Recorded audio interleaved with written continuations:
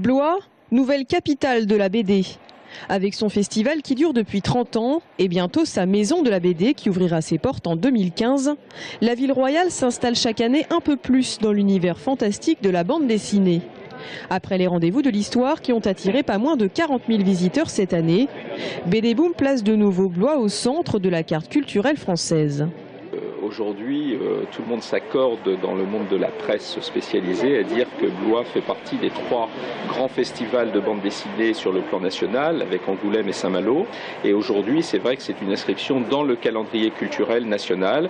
Nous sommes ici à Blois avec un festival qui rassemble énormément d'auteurs, qui permet de faire venir plus de 20 000 personnes sur un week-end.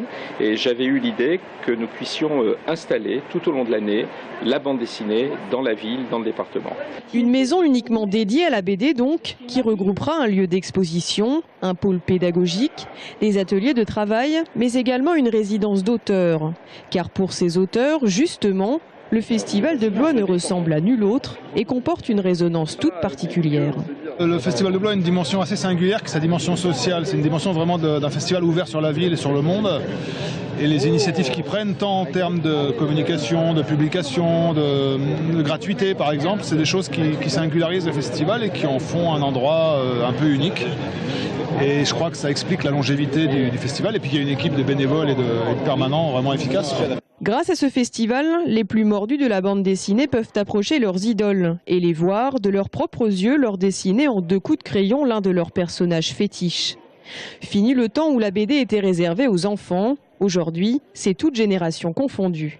J'aime bien les BD parce que y a des bulles, c'est simple à lire, c'est pas trop long et que les dessins sont souvent très jolis. C'est agréable, c'est facile. J'ai commencé la bande dessinée avec des concours que je passais le soir, c'était une détente de lire de la bande dessinée. Il y a 30 ans, entre 400 et 500 bandes dessinées sortaient chaque année. Aujourd'hui, c'est 10 fois plus. Les lecteurs, petits et grands, ont l'embarras du choix. Et dans quelques mois, ils auront même leur maison à Blois.